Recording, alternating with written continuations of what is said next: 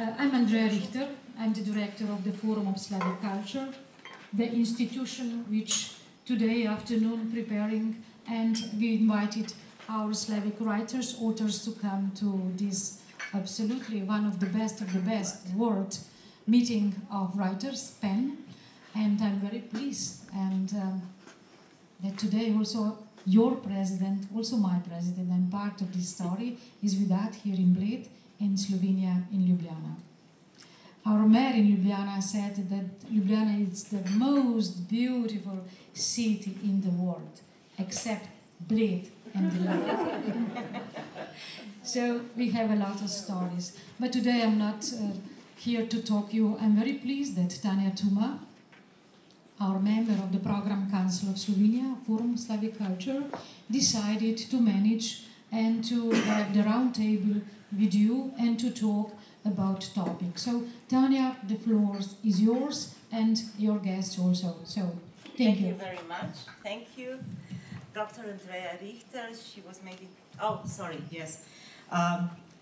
Let me just say that maybe a fact which escapes our mind many times is that 300 million people speak a Slavic language in the world.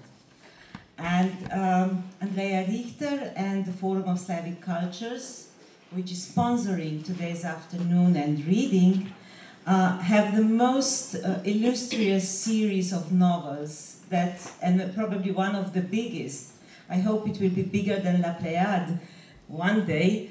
And this is the 100 Slavic novels. At the moment, nearly 70 titles are published and 108 titles are on the list of this series. I'm pretty sure you will find more information in the lobby about it. And we said that we will make it a bit activist-like, so censorship and self-censorship. And then you will be able to enjoy in reading, hearing Slavic languages and English translations of literature. Now let me briefly present my guests for the round table. You know Jennifer Clement, and she will talk today about censorship in Mexico. Next to Jennifer sits Jani Virk. He's a Slovenian author, also one of the 100 novels authors. He will talk about Slovenia. Next to Jani sits Gojko Božović, who you know probably. He is from Serbia. Next to me, Zdravka Evtimova from Bulgaria, a very famous author, many times awarded. The most famous book is Četvrtak. You see? And Thursday, yeah. Četvrtak, and it is a Slavic for Thursday. And next to Zdravka is Mr. Evgeny Popov from the Moscow PEN Center. We have a very difficult topic. We know that since the beginning, I must just say that two more guests will be joining us, or I will be reading their thoughts on censorship, and that is Mikola Ryabchuk from Ukraine and Dimitar Bashevsky from Macedonia. Very difficult countries, very difficult thoughts, you will see. Well, since the beginning of political formation, since antiquity, the rules and the government, the rulers, obviously, and the governments have tried to shut down critical voices. However, writers seem to outlive them all and bring into our era the wind of freedom of speech and freedom. So today we will look at the censorship in view of former totalitarian regimes, which in all our cases have been installed and have ruled for many decades, silencing critical voices. We'll start with Jennifer and her very nice quote. In times of war, dialogue and freedom of expression are often seen as a threat to national security. In fact, they are aids in bringing communities to a common understanding, in enabling democracy by ensuring that state powers are accountable to their citizens and in providing an outlet for the most painful of human suffering. So Jennifer, you have difficult times in Mexico. Can you tell us more about it? Censorship, is there an official censorship? What about self-censorships, the most, let's say, vicious illnesses of freedom of speech of all?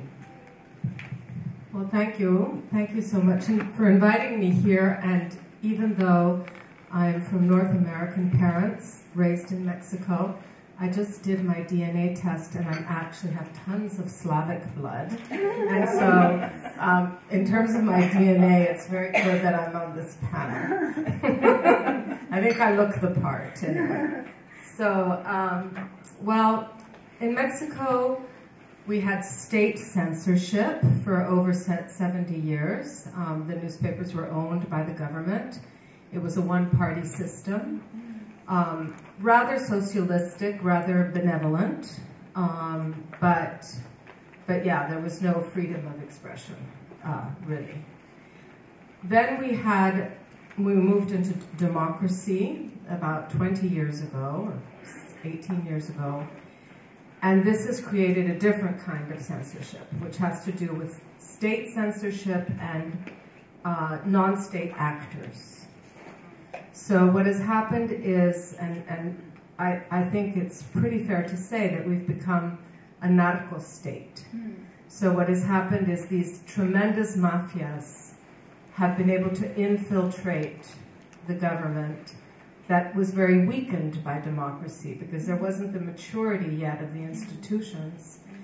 And so this is what you're reading in the newspapers, where you'll have a journalist who is reporting on a drug trafficker, but the drug trafficker is also the mayor, and then you have the mayor investigating the crime that maybe he ordered.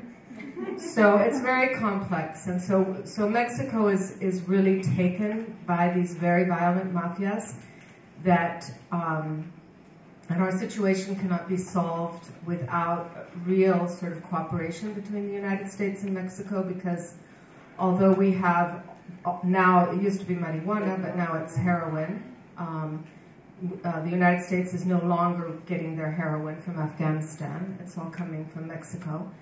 And so the heroin goes to the United States, and of course the guns go to Mexico. And as a very low estimate, 20,000 guns cross the border every single day. And there was a report done recently at a university in the United States that basically said if the guns did not go to Mexico and then trickle down into Central America and then cross to Africa, 47% of U.S. arms dealers would be out of business. And if you look at a Google map and you look at the U.S. side of that border, the longest, most trafficked border in the world, it's just gun shops, gun shops, gun shops, gun shops, gun shops. So, you know, this is what the situation is now. And then I guess just to touch on self-censorship, which I'm very happy that we're going to talk about that in this panel, because especially if you're a creator, I think if you write poetry or if you write novels, and you wonder, you know, does the mob live in my mind? I mean, because now the mob is not in the public square. The mob is in your computer.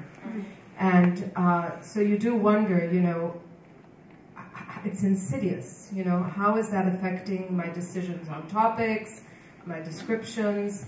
So that would be a sort of literary discussion of self-censorship, which maybe at another time we could think about more deeply. What about women in Mexico? Just maybe Women in Mexico? women journalists. Well, women journalists everywhere in the world are more vulnerable because the kind of attacks that women journalists receive almost always, apart from, you know, verbal and violent attacks, there's always a sexual component to the way they are treated. So there's always this extra thing. So in Mexico, it's very common, you know, that their bodies are mutilated in a sexual way, or there are very sexual notes that are pinned onto their bodies or carved. They love to carve messages into the skin. And usually it's a very sexual nature. And if you talk to Mexican female journalists, they all say that it's very tricky if they have to go to a police station or if they're alone, they're very vulnerable. And so there are all these mechanisms that the government has set up to protect all journalists, but are really failing. Sorry to be so grim. Yeah, well, it's a grim topic, and but we have to discuss these topics because otherwise there will be no democracy in the world. And I'm turning now to Mr. Evgeny Popov. You have just had elections. We had, let's say, a picture of these elections in a way that all opponents to the president were sort of silenced, put away. But let me go just briefly into the history, because we share this history, most of us here. We had Tito, you had Stalin. They were at each other's throat all the time, and they couldn't kill each other soon enough for us to live, maybe better. Anyway, and we can relate to those times. Only in the 90s, multi-party system started in Russia, like in Slovenia, more or less the same thing. But today, if you look at the statistics, the most powerful party is United Russia, 54%. And and there are only a few parties actually in the Duma. So I'm wondering what is the situation with the media and with the freedom of speech in terms of, is there a state censorship? How does it work? What about this very vicious self-censorship? Do writers, do journalists dare to write about what they want to say? Because let's say 2 years ago we commemorated Anna Politkovska, I'm sorry. So it's and we know why she died, more or less. So what are your thoughts on this? Okay.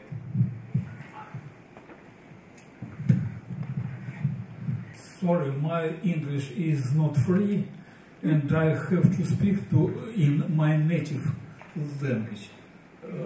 Our friend Netka, I don't know your name for Netka. Help to me. Help to me, and thank you to organizer for this opportunity. Спасибо, что вы меня назвали интеллектуалом. Я, когда вернусь в Москву, расскажу об этом своей жене, которая меня таковым не считает. Потому что я родился в Сибири и большую часть жизни провел среди простых людей, которые не знают, кто такие Джойс и Стравинский. И еще, я не политик, я простой писатель, который судит о политике с точки зрения здравого смысла и в пределах доступной мне достоверной информации. Чего я точно не знаю, о том не говорю.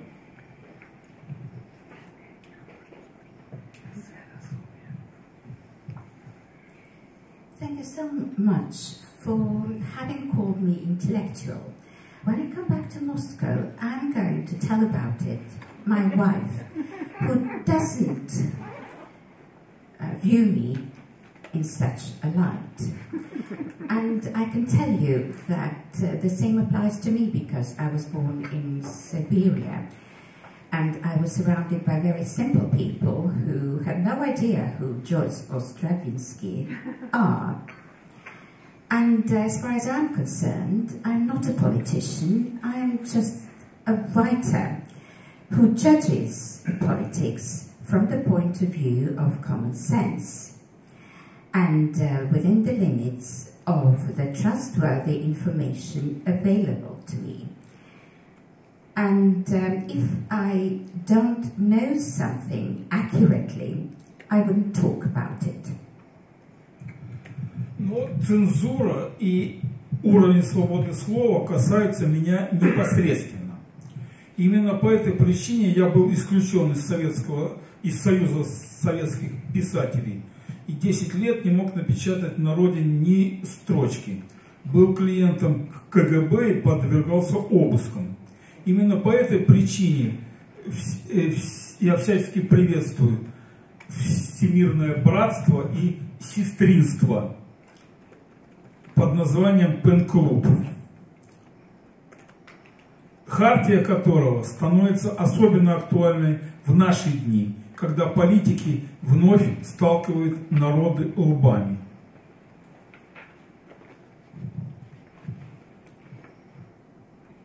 When it comes to censorship and the level of freedom of speech, then these two pertain directly to me, and namely because of the following reason. During the Soviet Union, I was excluded from the Soviet Writers Association, and for 10 years I was not allowed to publish in my homeland at all. And this is also the reason why I wholeheartedly support the worldwide fraternity and sisterhood called Pen Club, the charter of which is becoming ever more topical today when politicians again pit nations against one another. Человеческая натура, включая психику, нравственность, правила цивилизованного поведения, была в СССР глубоко повреждена советской властью. Это касается всех постсоветских стран. Более того, дурной пример заразителен, и некоторые знаменитые западные страны стали использовать в своей деятельности уроки, полученные у Ленина и Сталина. The human nature, including psyche and ethics, as well as the rules of civilized conduct, were deeply damaged in the USSR by the Soviet rule and Soviet authorities. This also applies to post-Soviet countries. Moreover, bad example is contagious, and some notable Western countries started to use in their activities lessons learned from Lenin and Stalin. Я не знаю, как в Мексике или в Словении и других славянских странах, но мы в России до сих пор живем в посттоталитарном обществе. Моисей водил свой народ по пустыне 40 лет. У нас прошло всего лишь 30 лет. Тем не менее, перемены налицо. Цензура, наконец-то, запрещена Конституцией. Хотя у многих чиновников это не укладывается в голове. Как это можно жить без цензуры? Попытки ограничить свободу слова замечены на многих каналах телевидения, где правят бал пропагандисты. В бумажной прессе, в кино, везде, где наличествуют большие деньги. В литературе я таких прецедентов не знаю. Литература выше пропаганды. Сейчас без цензуры можно издать все, в крайнем случае за свой счет. Раньше в качестве гонорара за такое издание можно было получить лишь тюремный срок. I do not really know what situation prevails in Mexico or Slovenia or other Slavic countries. However, in my country, there is still the post-totalitarian society. We know that Moses led his people through the desert for 40 years, and we have traveled only 30. But nevertheless, changes can be observed. Censorship is banned by the Constitution, although many bureaucrats do not simply get it in their head. How is it possible to live without censorship? The attempts to limit the freedom of speech have been observed on some TV channels where propagandists rule, as well as in press, in the cinema, everywhere where big money is involved. However, in literature, I do not know of such precedents. Literature is higher than propaganda. And now it is possible, without any censorship, to publish anything, at least at one's own expense.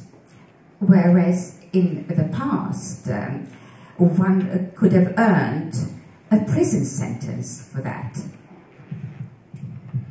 Причины этого в том числе и экономические. Писатели в России из советского middle-класса превратились в люмпинов. Цензура и самоцензура практикуются не только, чтобы выжить.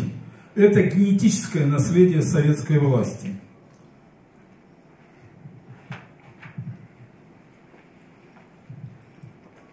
And there are also economic reasons for that. The writers in Russia have now turned from the Soviet middle class into the underclass. And the self-censorship is being practiced not only in order to survive. This is the genetical legacy of the Soviet rule. Наше общество сейчас разнообразно. Вместо государства функции цензуры иногда исполняют группы оскорбленных граждан, в кавычках. Например, клерикалы, фундаменталисты. Иногда их за это карает, к великой радости, в кавычках, либералов. А еще существует цензура денег. Запад, надеюсь, уже переболел этим, но рецидивы болезни не являются исключением.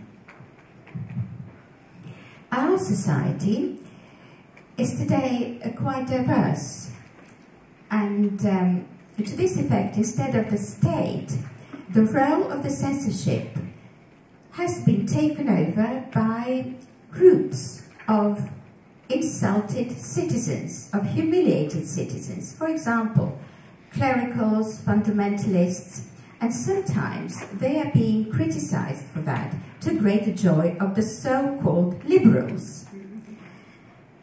And there is also censorship of money.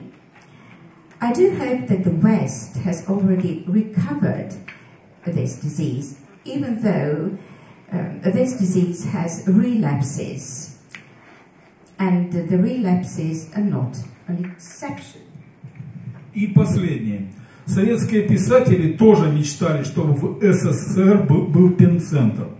Но советский идеолог Суслов, прочитав в Хартии, что пен-клуб решительно выступает за свободу печати и против произвольного и применения цензуры в мирное время, заявил, что в СССР пен-клуба не будет никогда. Что же, СССР нет. Суслов похоронен у Кремлевской стены, а русский пен-центр существует. Пожелайте же ему удачи в этой непростой обстановке. И еще я забыл ответить. Да, Анна Политковская глубоко почитаемая русским пен-центром личность. И я ее знал лично. And in conclusion, the Soviet writers also dreamt that sometime in the USSR there would be a pen center. However, the Soviet ideologue Suslov, having read in the charter of the Pen Club that Pen Club resolutely advocates the freedom of press and is against any arbitrary application of censorship in peaceful times, said that there will never be a pen center in the USSR. So, USSR is no more. Suslov is buried at the Kremlin wall, and the Russian pen center does exist. We wish the Russian pen center luck in this very difficult situation. And I forgot to tell you Well, yes, when it comes to Anna Politkovskaya, she's a personality held in high regard by the Russian Pen Center, and I myself knew her personally. Thank you. Хвала to you. Thank you very much. It is good to hear also Russian word, and it is excellent translation. Thank you very much. Now let's turn to Bulgaria, to another woman in our round, Zdravka Evtimova. We both have the experience of the ex-communist regime, and now Bulgaria is presiding the European Union. So we hear only superlatives from Varna. Everything is perfect. You seem to be the bridge also between Turkey and European Union. So tell me, what is the truth? Is there censorship in Bulgaria?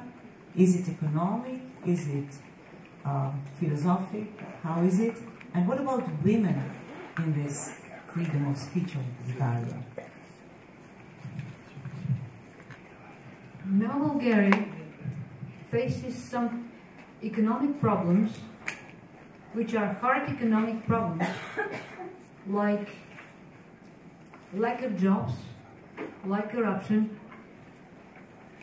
However, like also the judiciary system needs reforming, but we're not frightened by these. We live to overcome these problems. In the past, in the communist era, there was very harsh censorship, which means that the writers tried to write in such a way that to hint at the real problems. Some of the very, very talented writers were not given the possibility to see their works published, not at all. Other writers turned to historical fiction. What is something really horrible is that now there is a special committee in Bulgaria that opens the files of writers and cultural figures. It turns out that many famous Bulgarian writers were spies. They were agents of the communist services, despite their fellow writers. I speak, for example, something against our communist leader, Todor Zhivkov, and the spy just writes that down. I don't know, he's a spy. Not I, somebody else, anybody. And this one is directly registered in our secret services. Now we see that such famous, really world famous, like Yulia Kristeva, were agents of the secret services. So it was a shock for Bulgaria. I'm still under this shock. The person that I showed, I tell my children, look at her. She comes from a very small village near Plovdiv, one of the towns in Bulgaria. See, all the world knows her, and what is the truth about her? We were outraged. So this censorship has its very nasty fruits. It's not fruits, it's very nasty poison. It turned people you should respect, you did respect, into somebody you feel like betrayed. You feel like betrayed, but not crushed and not dead. It makes you strong. Now, as for censorship, I think that in Bulgaria you are free to write everything. However, if you write about social injustice, if you write about a family where the husband is jobless, has no job, and the wife, yeah, she's frightened to lose her job because she has to pay all these bills every day, every month. She has 2 children or 1 child. She has to pay for the education, private lessons, etc. Then, this is self-imposed economic, let it make very plain, economic censorship on an everyday level, On the other hand, the writers in Bulgaria, they do not get paid so much for what they write. A very negligible sum of money they are paid. So they are absolutely free to write because their soul, their blood is suffering from this injustice. If you don't write about it, you die, you contract some fatal disease. So you write about it, and if you get published, you don't get paid much. But it is a very honest situation, because only people who feel that they cannot live without writing, if they are going to contract cancer without writing, they go on writing, no matter the censorship, economic or non-economic, or your boss says, what are you doing? You come tired, must have written some nonsense until midnight or past midnight. What are you doing? But you do write because you cannot live without doing it. That's it. Censorship or no censorship. So, censorship is something that helps us win censorship. Wow. I think we need to applaud. Thank you, Zdravka. This was brilliant. As Zdravka mentioned, Gojko, I know I have in my order you first, but I will turn to Yanni now, so feel free to relax for a while. Because in Slovenia, I think there is a smart way of censoring, let's say, independent journalists. They simply, but you will tell me more about it. You work for television, you're an editor, a writer, also historical novels. I hope it is not because of the censorship, but a brilliant author. And I'm wondering, in Slovenia, is there a way to silence independent writers, journalists, if they tackle the topics which are not, let's say, seen very favorably by the advertisers of the television, by the advertisers of the media, and are more often these silenced independent journalists who are silenced without having contracts for not getting the jobs, are they more often women? Thank you. A lot of questions. So, I suppose that you have planned to ask me what's with freedom in Slovenia in this context. Yes.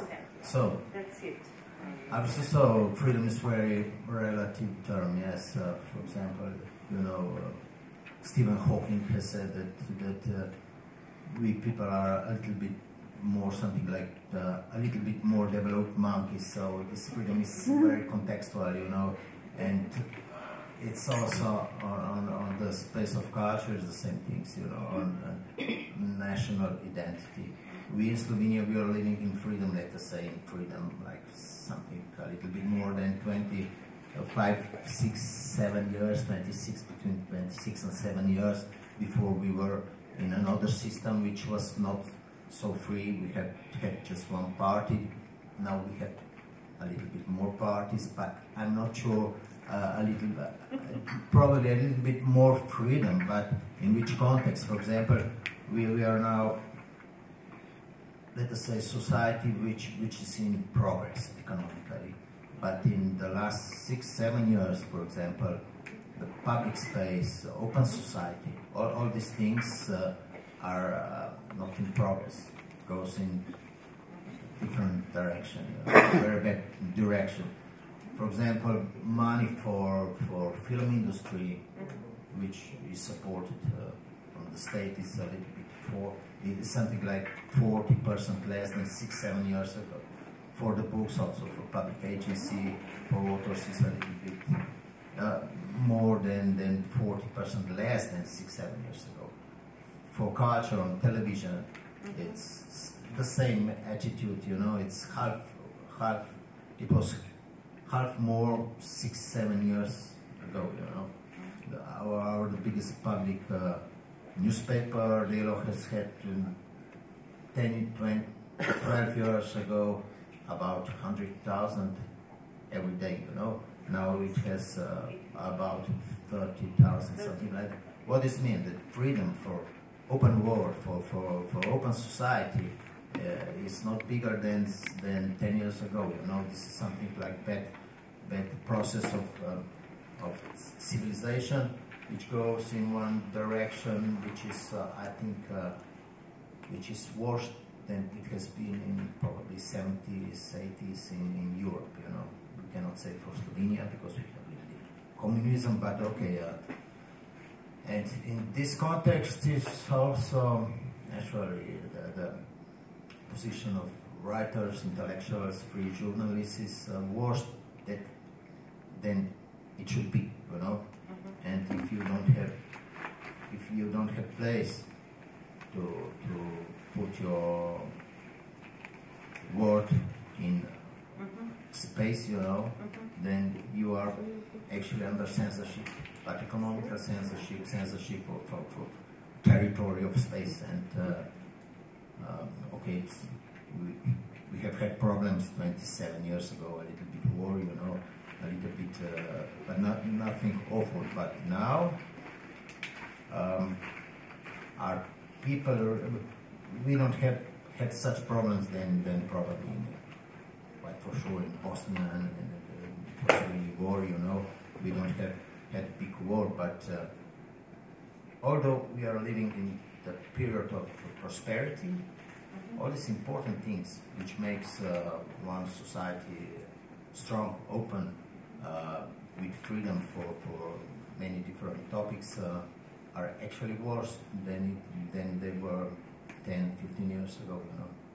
And probably this is a problem of our democracy on the whole territory of Europe, you know, because we are not developing in the type of direction that we are developing in direction that these societies are controlled from different economic lobbies, from PR agencies, and this is the same process also in Slovenia.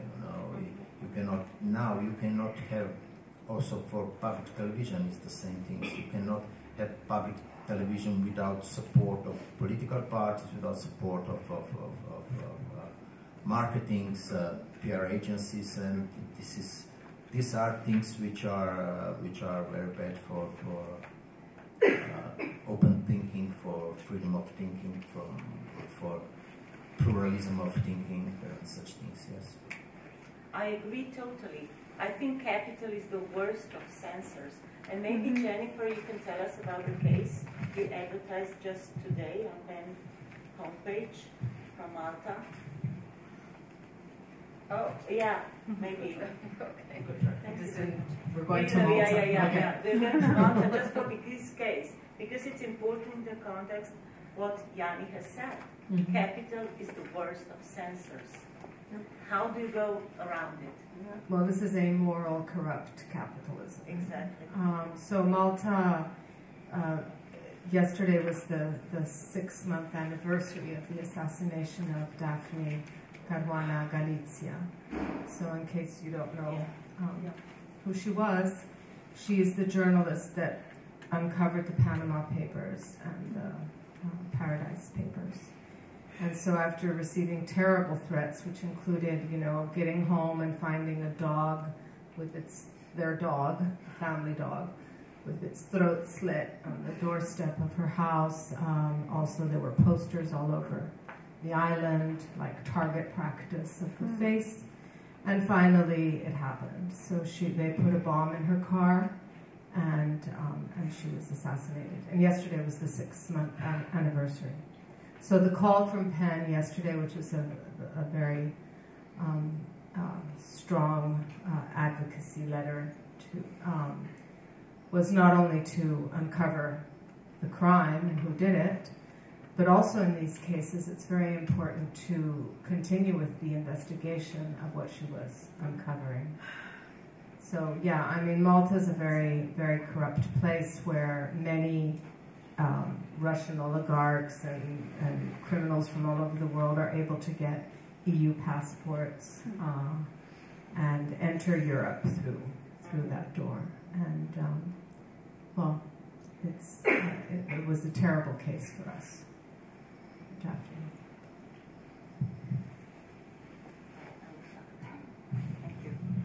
Thank you. I think we have to think also of this aspect of censorship, not only the state and officials, bureaucrats who sit in an office and read everything we write.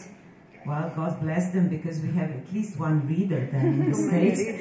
But it's also this subtle censorship. Now, probably it wasn't so subtle during Milosevic era. How can you, Gojko, compare the censorship in old Yugoslavia, communist Yugoslavia, during the Milosevic era, and how it is today? When I was just recently in Belgrade, I was quite a bit shocked, but maybe a bit frightened as well, because I could feel another wave of nationalism there. I don't know, maybe I felt it, nobody was rude to me, everybody was very kind, but I am wondering, what is the situation now? Is your press free? Thank you very much.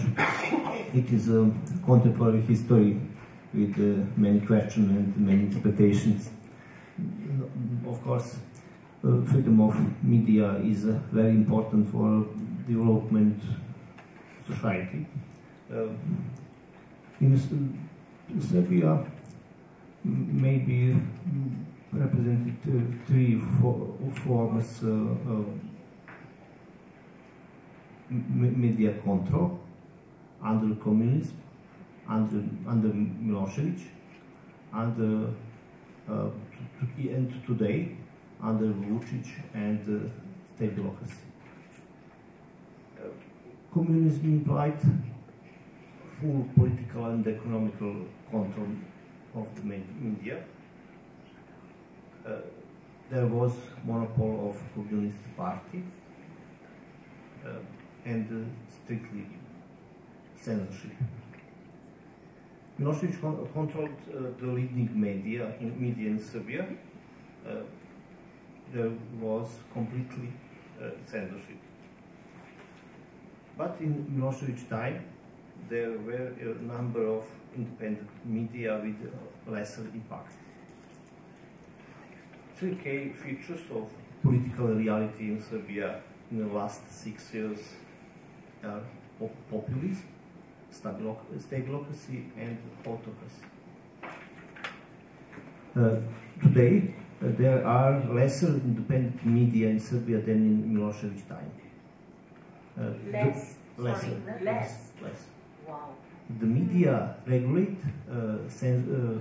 censorship and self-censorship. Pressure mechanisms are of economic character.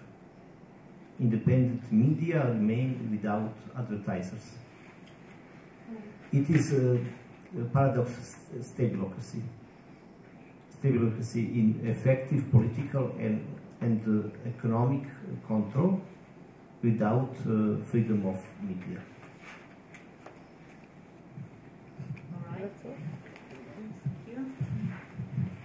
Thank you. It is always interesting to hear what is really happening on the spot, because we get all this news and fake news and what do we believe now, what are we going to believe tomorrow.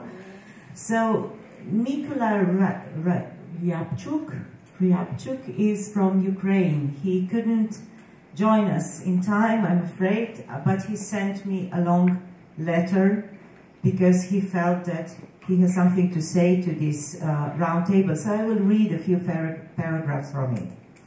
So, as a Ukraine, as a frontline country, we have a number of lessons, both positive and negative, to share with our international partners.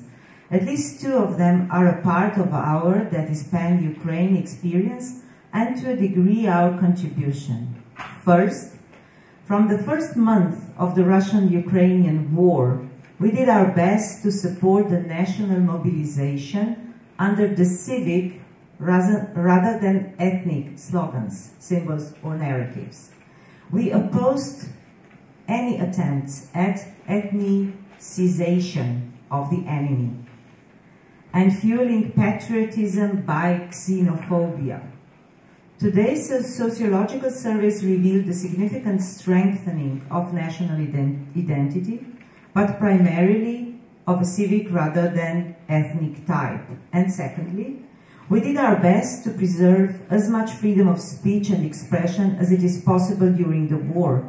We recognize that some measures to restrict the subversive activity of Russian trolls, pseudo-journalists, overt and covert agents are necessary. and the inflow of toxic pop culture and media propaganda should be restrained, at least till the end of the war, but it should not be unchecked and excessive. So he says further on that, of course, as long as we have a de facto war, there is a persistent temptation for the authorities to expand their control over everything under the national security pretext. So we still have to navigate carefully between Scylla and Charybdis, between the external threat and domestic overreaction. With your help and advice and friendly criticism, I believe we would manage it. Now, I think there was one last question for all my guests, but before that, let me also tell you a few things about Macedonia, because that is also our friend who couldn't come in time, and he sort of highlighted a few problems they have, and they had maybe it's better now, as you will see. So their problem is the name, as you know. Their second problem was the armed conflict in 2001, which was not so on front pages as the Bosnian War, but took a few months. And of course the humanitarian catastrophe which Macedonia faced after Kosovo was invaded. It was, I mean, a country with not a bit more than 1 million people, I think 1.5, maybe my colleagues will help me, had 400,000 Albanian refugees over the borders. So, of course, for 11 years now, since that war, since, let's say, the regime in 2006 to 2017, they had a kind of, that's how Bashevsky states it, state capture. So all institutions were controlled, from the parliament to the police, the administration, and in particular, the prosecution and judiciary system. Of course, above all, the media.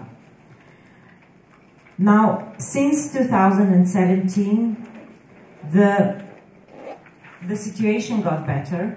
The regime was voted out. However, it seems that it will still take a few years, as Zdravko pointed out, or somebody else pointed out, Evgeny, it takes not only 20, 30, but probably even more years to outroot the evil of censorship and self-censorship, I would reckon more. Now, I will give the word to you. Do you have any questions for my guests?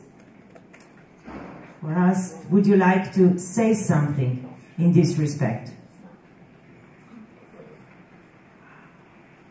What about Croatia? Yes, we have a friend from Croatia. Where is he? Here. Oh, yes, please come, Mr. Perisic.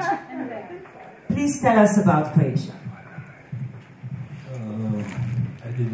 I'm not prepared for this discussion, but well, in that context, Croatia, we had all those things, not the same things in the past, because Croatia as a part of Yugoslavia was in the middle of West and East, and the things with media and freedom of speech were a little bit different than in Bulgaria, I think, and Soviet Union. After it was 90s, there were 90s with the war. It was something completely different, and one situation which affects all society and change whole society. It is not just battlefield, you know.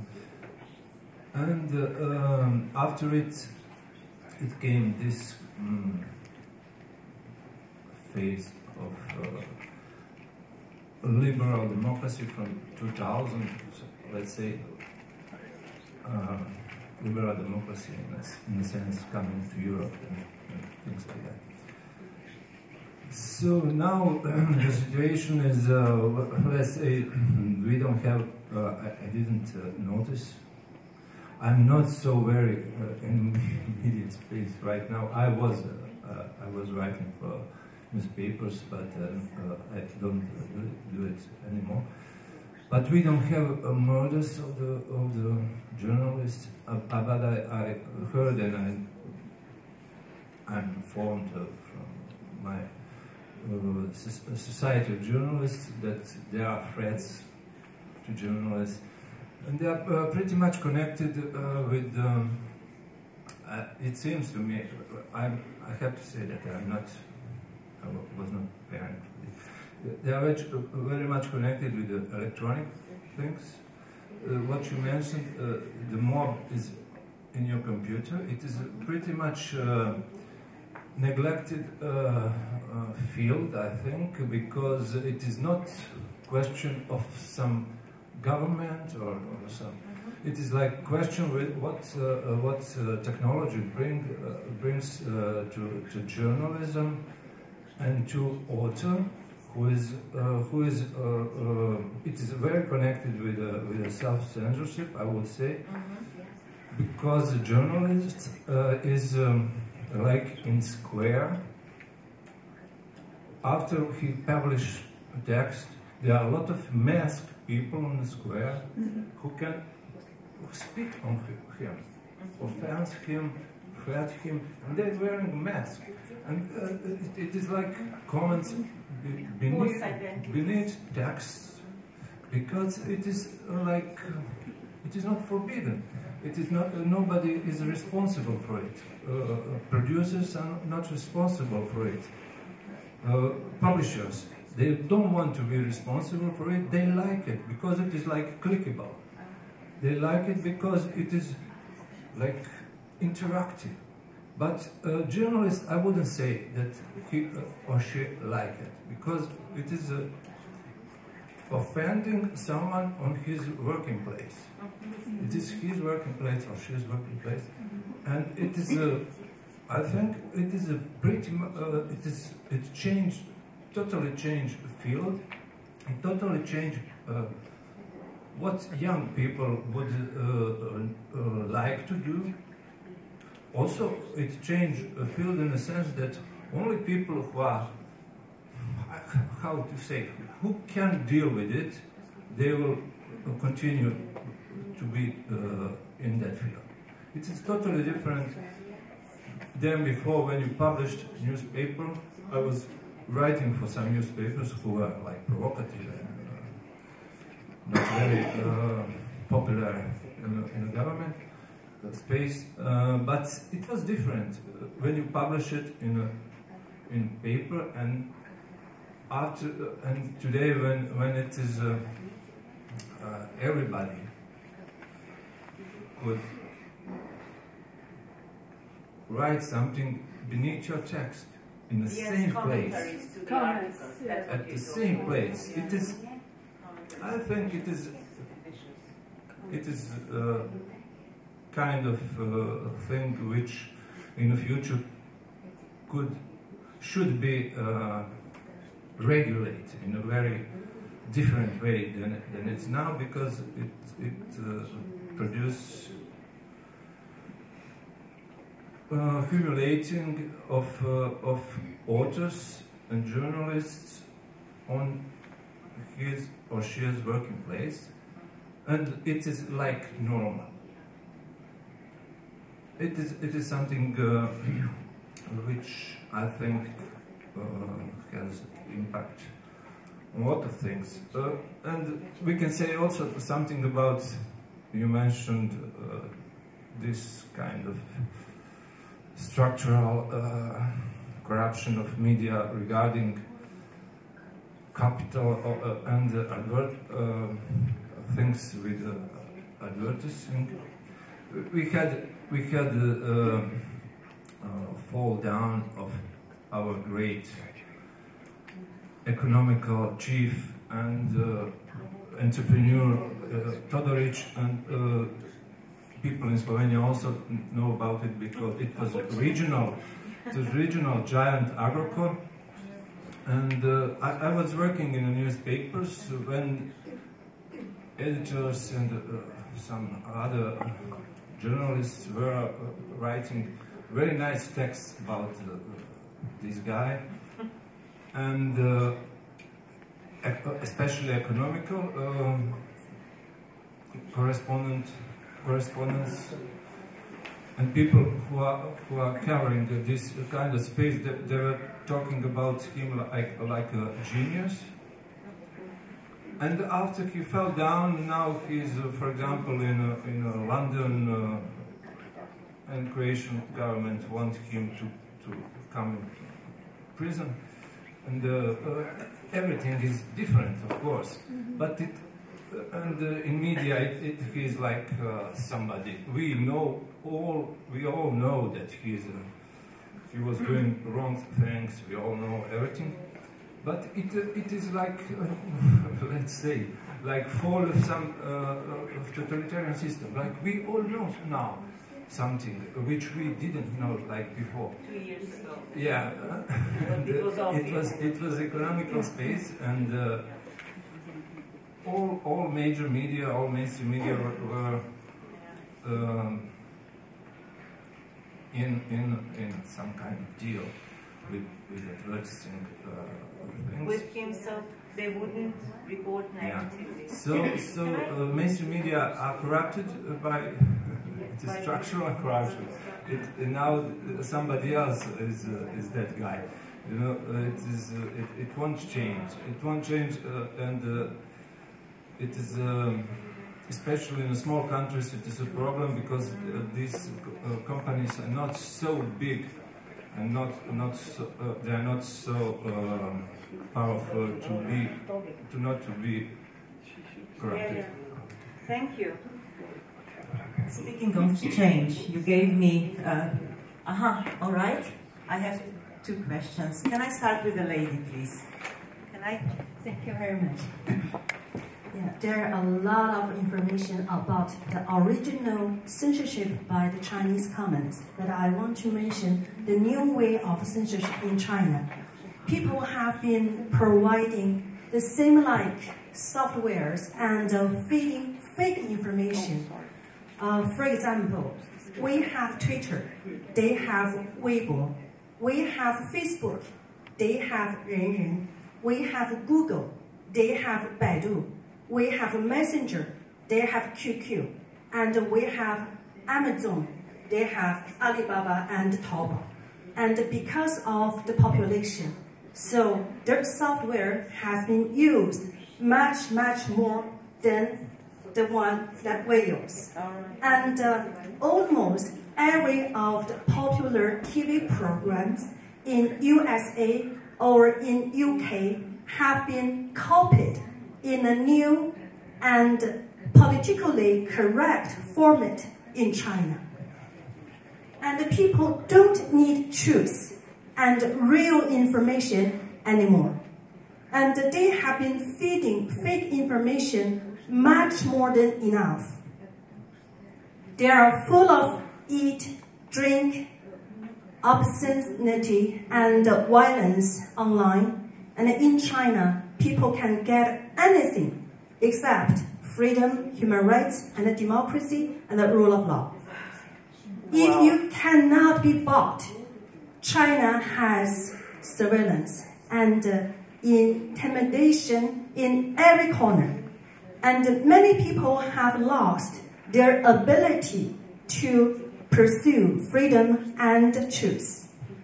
If you are the survivor of all of this, the authorities will use a monopoly of living resources and lifestyle to force you until you give up or die. So finally, I want to mention that I have mentioned that many times. Don't forget, China is a country with a population of at least 1.3 billion people. It is 1/5 of the global population. So with this number of population, let me see how many journalists, writers and poets or editors can speak out now if we pay attention to the story of Gui Minhai, who has been kidnapped in Thailand with a Swedish passport until today. Thank you. Thank you, Shanxi. Thank you very much. It's always awful. Okay. I'm Milan Richter, president of the Slovak PEN, and as you have noticed, there were 4 weeks ago 2 young people murdered in Slovakia. One of them, a journalist, 27 years old journalist who came across irregularities concerning the government and the mafia and other institutions in Slovakia, and it seems like he was murdered because of it. There has been a protest of ordinary people in the streets in several towns of Slovakia, and also the journalist has protested, and it brought the government to collapse. Actually, the former Prime Minister Fico resigned. Now we have a new one. Then the Minister of Interior had to resign because he was connected to some irregularities and to some other things. And now even the second Minister of Interior yesterday resigned. So it is a mess in the government. We have a new Minister of Culture. She doesn't know anything about culture, just that she was a journalist for several years, but she comes from a part of Slovakia where she has never been in contact with real culture things. So this is the situation in Slovakia, and we will see how it will proceed in case the murder of these 2 young people will be investigated. And I just wanted also to say that the Slovak PEN has protested last year.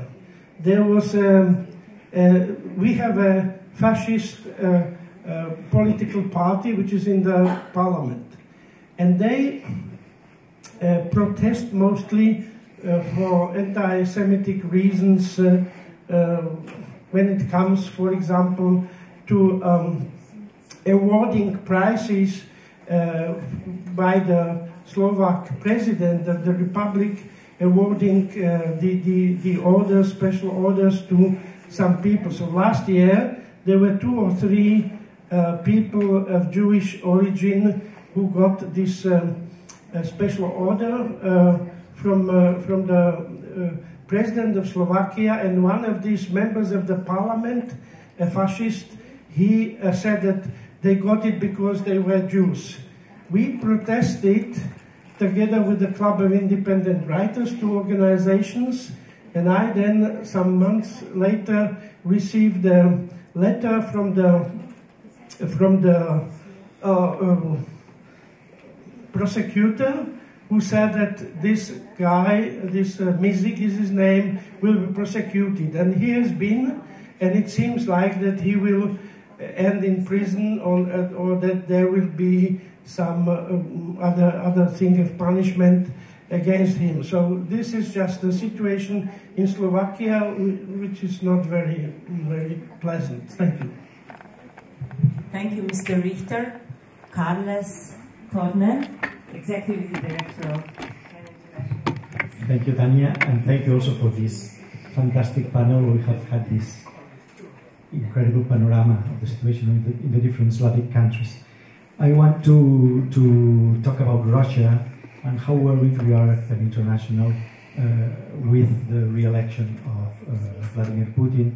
We have issued a statement that you can read in our website just immediately after the election took place. There are quotes of PEN St. Petersburg and quotes of the Free World Association For those who participated at our last Congress in Lviv in September, we presented two reports, one about freedom of expression in Ukraine and the other about the freedom of expression in Russia. And it was a very interesting report because it was showing, so at PEN since 2014, since the Russian occupation of Crimea, we have been talking about a tsunami of laws against freedom of expression in Russia. The anti-gay law, it's called, in the way they say it, they go against the propaganda of non-traditional forms of sexual relation. The law which has been attacking the NGOs who receive public international funding from abroad.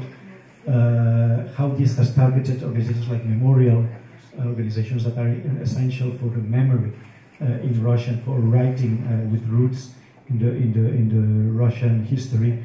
And I just want to announce that it should have been already now. We wanted to do it just for the elections, but it will be in the coming weeks.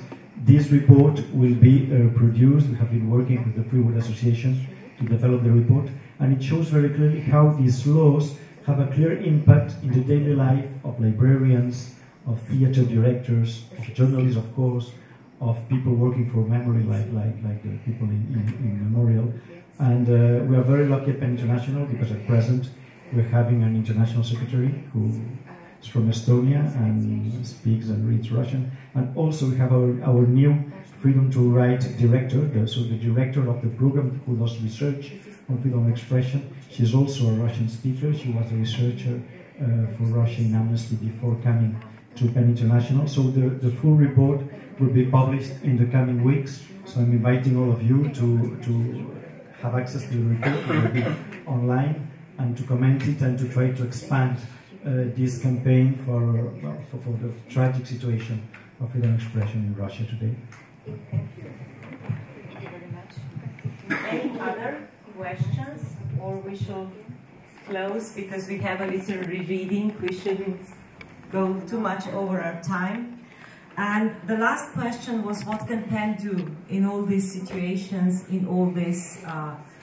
But if you allow me, and to be more on time, I will use Drauka's wonderful statement, wonderful phrase that she gave us, for all of us, as a challenge, not only for such discussions, but also as our personal challenge, and that was, censorship and self-censorship is there to win it.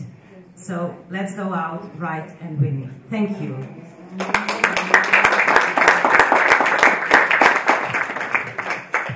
I think I will give, shall we announce the reading, or it's in 20 minutes?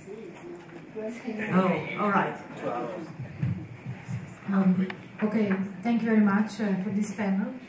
So I think perhaps we need 5 minutes break, and then we will continue with our leading person today, Dubravka Đurić-Niemiec, our chief of editor of 100 Slavic Writers, because our president of Slovenian Writers Association, unfortunately because of the health problem, is not with us. And Dubravka will explain all the details with the writers